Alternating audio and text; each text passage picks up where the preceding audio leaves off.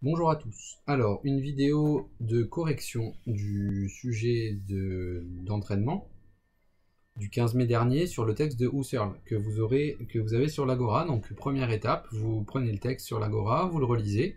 Je ne vais pas le relire ici. Et on va donner des éléments de correction de l'explication de texte. Donc, une fois que ce texte est lu, que vous l'avez lu plusieurs fois, thème du texte. Il s'agit d'un texte qui traite de la nature de la philosophie. C'est donc l'objectif du texte est de nous présenter ce qu'est cette discipline. Et la question qu'on peut d'ailleurs se poser dès le départ, c'est s'il s'agit d'une discipline, d'une science, d'une manière d'atteindre une connaissance, d'une sagesse, et d'emblée, le texte présente la philosophie comme une sagesse. La thèse du texte, c'est que la philosophie atteint un savoir véritable. Elle est donc une discipline qui, par sa méthode, permet d'établir un savoir véritable, et en même temps, elle est une recherche du savoir, recherche personnelle du savoir. Problème. Il semble assez évident que le savoir ne soit pas quelque chose de strictement personnel. Vous ne dites pas que vous connaissez le théorème de Pythagore personnellement, sans vous préoccuper du fait que cette connaissance est proprement universelle. Au sens où vous, mais l'ensemble de votre classe, vos amis, vos parents, mais également tous ceux qui sont au loin dans les régions qui sont quelque part représentées sur cette carte, que toutes ces personnes-là qui ont connaissance du théorème de Pythagore savent la même chose que vous. Le savoir donc porte donc, en tout cas un certain savoir porte donc en lui l'idée d'universalité, alors que la philosophie se présente aussi comme une recherche personnelle.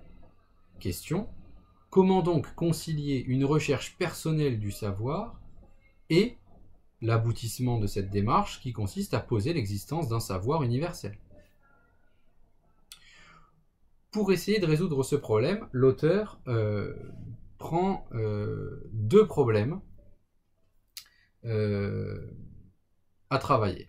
Ces deux problèmes forment les deux paragraphes de ce texte. Le premier paragraphe, qui va de la ligne 1 à la ligne 6, est centré autour du problème que nous venons d'évoquer, c'est-à-dire du paradoxe entre une démarche personnelle et un savoir ou des connaissances qui seraient universelles. Il essaye de dépasser ce paradoxe avec la thèse qu'il défend, selon laquelle il s'agit d'un savoir qui s'appuierait, qui aurait comme origine des intuitions qu'il appelle absolues.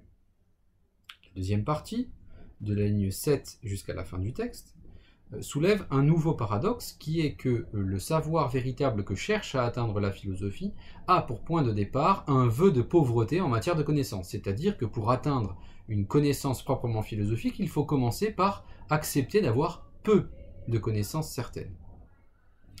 Comment donc sortir de ce problème-là? Si j'ai peu de connaissances, comment puis-je affirmer que je vais aller vers un savoir véritable? Eh bien, l'auteur sort de ce paradoxe à travers, cette fois-ci, la notion de méthode. Je commence donc, j'ai dit qu'il y avait deux parties, je fais donc deux parties dans mon développement. Première partie. Dans la première partie, l'auteur s'intéresse à la définition de la philosophie, à sa nature, et s'intéresse particulièrement à sa définition en tant qu'elle est comprise comme une sagesse. Étymologiquement, en effet, la philosophie désigne une recherche de la sagesse, plus exactement un amour de la sagesse. Philosophia. Or, ce qu'il dit là, c'est que il existe une discipline, et que cette discipline qu'est la philosophie appelle une discipline, cette fois-ci, intérieure, une recherche intérieure, lorsqu'il dit se replier sur soi-même. Et au-dedans de soi, il s'agit donc bien d'une démarche d'intériorité. La philosophie se définit donc comme une discipline de l'esprit, comme une recherche de l'esprit. Et en quoi consiste précisément cette démarche? Eh bien, dit-il, à la ligne 2, tenter de renverser toutes les sciences admises jusqu'ici. On reconnaît là la démarche typique de Descartes, hein, qui, dans ses écrits, principalement dans le discours de la méthode et dans les méditations métaphysiques, commence sa démarche, hein, inaugure sa démarche, par la remise en question, la mise en doute, de toutes les connaissances qu'il a acquises jusqu'à présent. Pour une raison très simple, c'est que ces connaissances, il les juge probablement fausses, c'est-à-dire qu'elles ne sont pas rigoureusement, elles ne lui apparaissent pas en tout cas comme absolument vraies, pour les raisons qu'on a développées en cours. Bien. Là, vous n'êtes pas obligé de vous étendre sur ce point-là. Par contre, rappelez que c'est la thèse de Descartes, ça me paraît incontournable. Mais l'auteur ne s'arrête pas là en disant qu'il s'agirait de les remettre en doute et simplement de les remettre en doute, ce qui serait le propre de l'attitude sceptique, définition du scepticisme. Le scepticisme se définissant comme un courant philosophique qui remet en doute la validité ou la véracité des connaissances admises précisément parce qu'il les juge toujours infondées, non suffisamment fondées. Le texte n'est pas sceptique, même s'il en a les dehors. En réalité, l'auteur affirme juste après qu'il s'agit de tenter de les reconstruire, ces sciences admises. La démarche est donc rigoureusement celle de Descartes, douter pour fonder la science sur quelque chose de certain. C'est à ce moment-là que le paradoxe apparaît. Comment puis-je fonder une connaissance absolument certaine, c'est-à-dire une connaissance qui se doit d'être universelle, une connaissance proprement scientifique, sur cette démarche rigoureusement personnelle? Il va tenir les deux propositions ensemble. La philosophie est en même temps une recherche personnelle, il dit une affaire personnelle à la ligne 3, et en même temps, elle doit tendre vers l'universel, comme il le dit à la ligne 5. Pour essayer de résoudre ce paradoxe, Husserl va utiliser la notion d'intuition absolue. C'est ce qu'il dit à la ligne 6. Qu'est-ce que c'est qu'une intuition? Définition de l'intuition. L'intuition s'oppose au raisonnement, au sens où le raisonnement est l'utilisation d'un certain nombre de prémices pour aboutir à une conclusion, dans le cas de la déduction, ou bien un certain nombre d'observations généralisées dans un principe pour le cas de l'induction. Vous pouvez prendre des exemples rapidement, ce n'est pas l'objet du texte, mais prenez rapidement un exemple si vous le souhaitez. La méthode inductive, celle qu'on a vue en cours, j'observe que il existe autour de cette table un certain nombre de bipèdes et j'en induis que l'homme, l'être humain, est un être bipède. Il y a donc deux jambes. Eh bien, ces modes de raisonnement ne sont pas des raisonnements intuitifs. Qu'est-ce que c'est donc que l'intuition? C'est la saisie immédiate de l'évidence d'une proposition.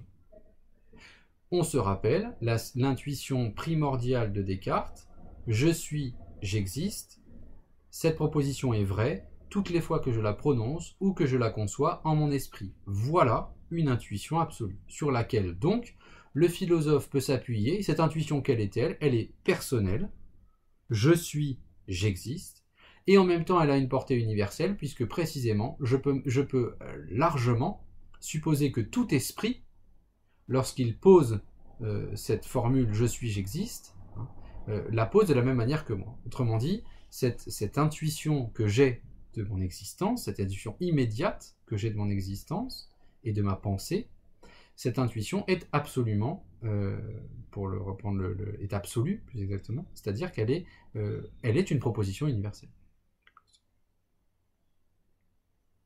Donc, dans ce paragraphe, mémotechnique, j'ai montré les termes importants, défini les termes importants, montré le paradoxe du paragraphe, utiliser une référence qui est celle de Descartes pour expliciter le texte. J'ai défini ce qu'était le scepticisme, j'ai défini ce qu'était que l'intuition, voilà, c'est ça qu'il faut faire dans le paragraphe. Deuxième paragraphe.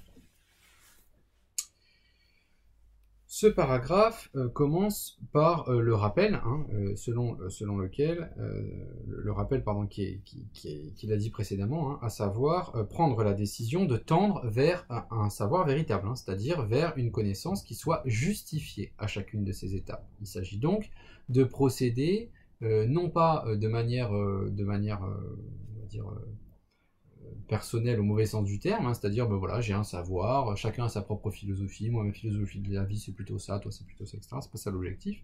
La philosophie tout en étant personnelle vise l'universel. Voilà, c'est ça la thèse du premier paragraphe. Une fois qu'il a admis ça, il part donc du principe qu'il doit, c'est la dernière expression du texte, hein, il doit aboutir à un savoir véritable. Mais ce savoir véritable, le problème qui se pose dans ce paragraphe, c'est qu'il s'appuie sur la démarche qui a été faite de remise en doute des vérités admises, des sciences admises, pour reprendre ce qu'il disait à la ligne 2. Il y a donc un nouveau paradoxe dans le deuxième paragraphe qui consiste à dire que pour atteindre le savoir véritable, il faut remettre en question un certain nombre de savoirs. Pour le dire plus explicitement, l'auteur explique à la ligne 7 ou 8 qu'il a fait vœu de pauvreté en matière de connaissances. Qu'est-ce que ça veut dire? Attention ici au faux sens possible. Le vœu de pauvreté désigne dans la tradition religieuse l'abandon d'un certain nombre de biens matériels pour suivre la vocation religieuse, pour suivre Dieu. Il existe donc une conception du vœu de pauvreté qui est une conception matérielle. C'est pas du tout le sens du texte. Vœu de pauvreté en matière de connaissances, pas en matière de biens sensibles. Il ne faut donc pas être pauvre matériellement pour faire de la philosophie. Il faut être pauvre en un sens très particulier. Il ne faut pas penser qu'il existe un nombre important de connaissances certaines. Il faut au contraire partir du début, c'est-à-dire du fait que nous ne possédons que peu de connaissances certaines, c'est-à-dire peu d'intuitions absolues, sur lesquelles nous allons pouvoir constituer le savoir véritable. Il s'agit donc de réduire ce que Descartes appelait par le doute hyperbolique, hein, de réduire le nombre de connaissances que nous avons initialement, pour pouvoir permettre de reconstruire la science sur ces vérités dont nous sommes absolument certains. De quoi s'agit-il dans cette démarche? Eh bien de ce qu'il dit à l'avant-dernière ligne, il s'agit donc de trouver une méthode. C'est ça le propre de la méthode cartésienne. Descartes, dans ses écrits, hein, explicite la thèse selon laquelle la philosophie doit nous enseigner quelle est la méthode pour partir des connaissances absolument certaines et bâtir sur ces connaissances absolument certaines l'ensemble des connaissances que nous allons appeler scientifiques. Cette méthode, Descartes, on ne l'a pas travaillée en cours, donc je ne vais pas trop m'attarder là-dessus. Cette méthode consiste tout d'abord à distinguer les parties simples des parties plus complexes. Enfin, deuxièmement, à procéder rigoureusement et logiquement d'une proposition vers une autre proposition et de ne pas conclure trop hâtivement, hein, c'est-à-dire en se dépêchant un raisonnement. Et enfin, une forme de vérification, hein, il s'agit d'énumérer tous les cas possibles lorsqu'on aboutit à une connaissance. Si j'ai dit par exemple tout à l'heure que tous les hommes avaient 2 jambes, eh bien pour que cette proposition soit absolument vraie, il faudrait que je puisse observer la totalité des individus qui composent l'espèce et que je ne rencontre absolument que des bipèdes. S'il y a 1 jambe ou 3 jambes, ma proposition ne devient plus vraie, elle devient fausse. Autrement dit, l'objectif de ce texte, et je vais conclure comme ça, pour que la vidéo reste à peu près moins de 15 minutes, l'objectif de ce texte est de montrer que la philosophie, si elle semble être une démarche de remise en question, de doute, de scepticisme, en tout cas la philosophie que Husserl présente dans ce texte, n'est pas du scepticisme absolument parlant, puisque l'objectif est de bien maintenir qu'il existe une vérité. C'est donc ce texte un texte dogmatique, mais attention, un dogmatisme qui n'est pas un dogmatisme qui s'imposerait sans justifier, au contraire, véritablement un dogmatisme philosophique, c'est-à-dire un dogmatisme qui avance des vérités qui sont le fruit d'une méthode, qui sont le résultat d'une méthode qui s'appuie sur un doute. Le véritable cheminement philosophique dans le texte de Husserl et dans la pensée de Descartes, c'est un cheminement qui va d'un certain scepticisme vers un dogmatisme fondé sur la raison. Voilà. Cette vidéo sur ce texte, celle sur le texte d'Alain, celle sur le texte de Marx, il faut absolument que vous les voyiez. Je ne peux plus vous préparer au texte autrement que par ces vidéos. Donc, j'invite chacun à faire cet effort, et puis à taper aussi sur son propre principe de responsabilité, et à se dire que maintenant, ces exercices, il faut les refaire, il faut bien avoir en tête ce que c'est que l'explication de texte, pour pouvoir ensuite être à peu près sûr d'avoir la méthode et vous éviter un stress le 18 juin. Voilà, bon courage.